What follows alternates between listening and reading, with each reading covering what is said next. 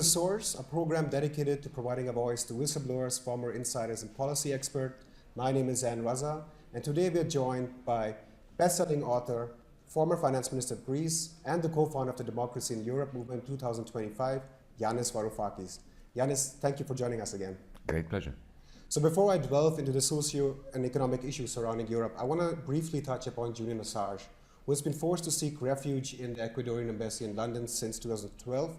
And up till recently, he wasn't charged for anything. So now the Ecuadorian embassy is tightening restrictions around him, and there are reports that the US government is planning to criminally prosecute him.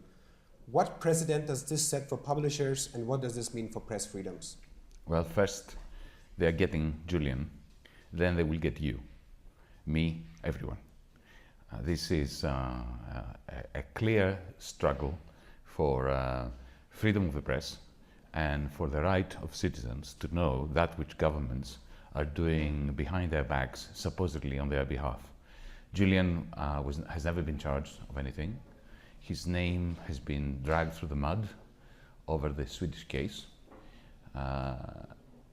Even progressives were cajoled into believing that he was running away from Swedish justice on the rape charges. And whenever the supporters of Julian were pointing out that Julian would like nothing more than to face his accusers in Sweden, but the only reason why he's not getting out of the Ecuadorian embassy is because he knew that there was a secret national security apparatus ready to pounce upon him from the United States, simply because he embarrassed the security apparatus by revealing all the information that we now know and cherish regarding the massacres in Iraq, in Afghanistan, the CIA papers in 2017. Even progressives were cajoled into thinking or saying, oh, come on, this is paranoia. He's simply trying to avoid facing up to the charges in Sweden. Now we know, because by an accident, by a cock-up in the United States, the authorities have actually published the charges that are being laid against him, which are effectively spying charges, which means that if Julian steps out of the Ecuadorian embassy, he will be arrested by British police, then he will be extradited to the United States, and then we will never hear from him again. It will be like Chelsea Manning. He will disappear into the Guantanamo-like system. Even his lawyers will not be told what he's being charged with, and that is only for the purposes of making sure that people like you and me and our audience and everybody else out there do not have access to the dirty secrets of our security apparatus, supposedly in our name. But why is this important for the independence of journalism? It's important because what it's happening now is setting a very dangerous precedent for media freedom.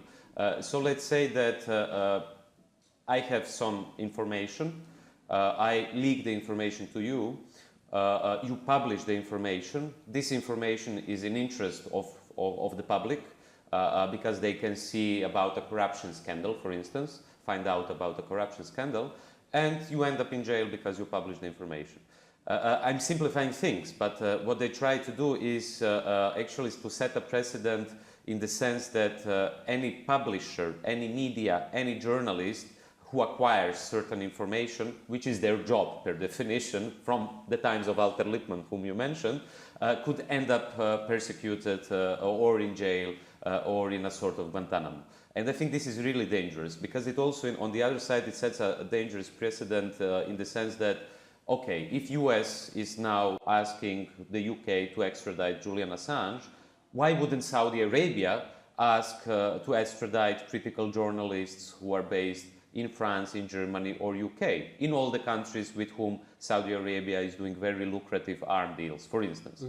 Or what if, I don't know, a journalist of New York Times writes a very critical article about the Chinese social credit system, which is a very dystopian surveillance system, and China starts to request extradition of all those journalists. I mean, this is a hypothetical scenario, but I'm just saying that the indictment and charges of Julian Assange could lead us in a very dangerous situation where the whole perspective of freedom of press might change. So thank you guys for joining us today as well. Don't forget to subscribe to our YouTube channel and to donate, because if you don't, we won't be able to produce independent and non-profit news and analysis.